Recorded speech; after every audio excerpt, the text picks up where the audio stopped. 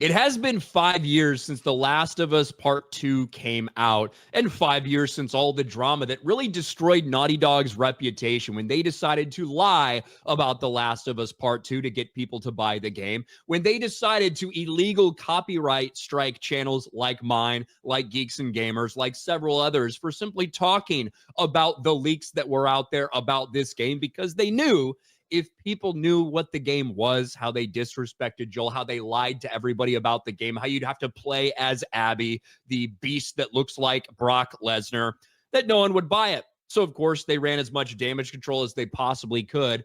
Well, now here we are, years later, after Neil Druckmann, the cuck who runs Naughty Dog, promised a Last of Us multiplayer game factions that didn't happen, that didn't come to fruition, that has since been canceled, and promised fans another entry into the series after they were so disappointed with Part 2. I guess he's saying now that was a lie as well. Don't bet on The Last of Us Part 3, says Neil Druckmann. It sounds like Naughty Dog is ready to move on.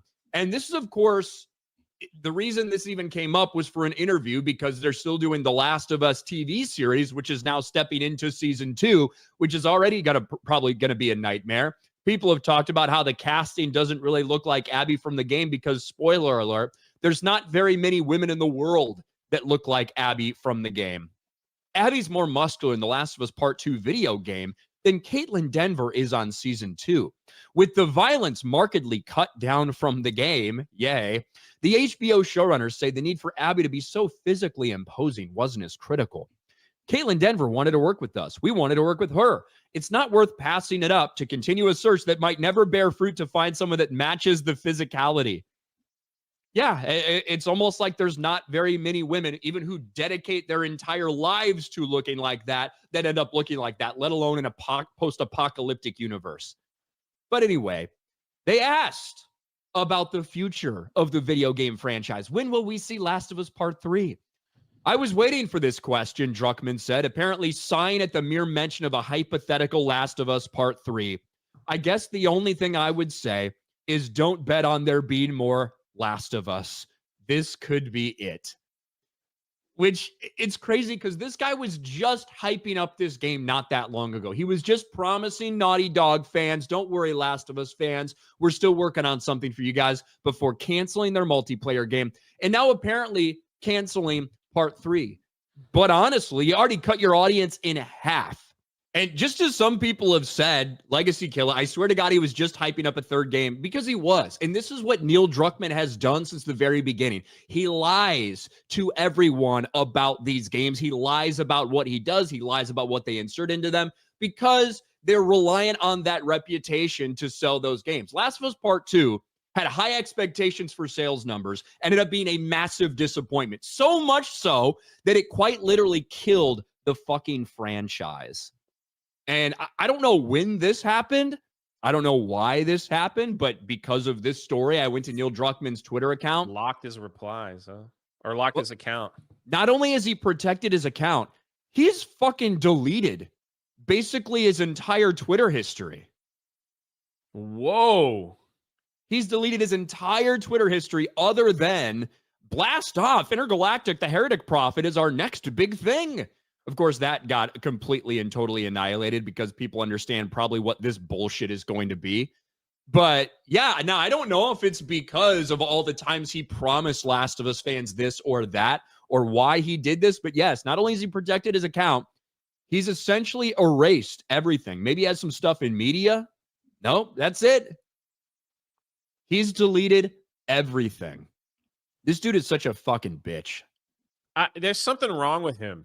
Like, he probably woke up and saw something that he didn't like, and he's like, I've had it with these people. I've given them my soul, and they're not happy.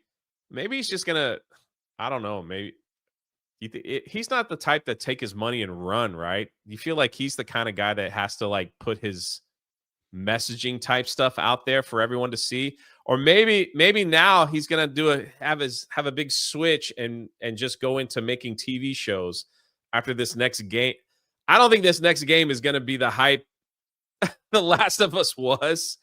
So I could be wrong. Maybe people will enjoy it, but I highly doubt it. Highly doubt it. He desperately wants to be like a Hollywood celebrity guy. That's what I'm thinking. Like, remember him? This was him at the Golden Globes, and where they're standing out there for pictures where they can pose and everything. Nobody fucking took pictures of him. Nobody said his name. Nobody paid attention to him, and he's just standing there like the bitch-made cuck that he is, desperately wishing that he could bend over and take it from Abby. Like, he's just a fucking piece of shit. He destroyed this franchise, and it's going to be interesting to see the way that they go about it in the TV show, because the way the game handled everything, it was met with vitriolic backlash. I think they're going to probably change a lot of things for the TV series, but I don't know. No Last of Us Part 3, though. I think it would be funny if they totally like changed Joel's story in the TV show, that he doesn't die, that he lives through it. Maybe he just gets beat up, and they just let him live and just totally make everything worse. You know, like they were too cowardly to actually kill him off in the TV series. I don't know. They probably won't do that, but I'd have a good laugh on how stupid these people actually are. What I think is they're going to switch around the storytelling, because obviously we got so many different flashbacks throughout the game that Naughty Dog literally made fake trailers for, to make it feel like you were on an adventure with Ellie and Joel, when in reality Joel was already dead. And those were just flashback scenes.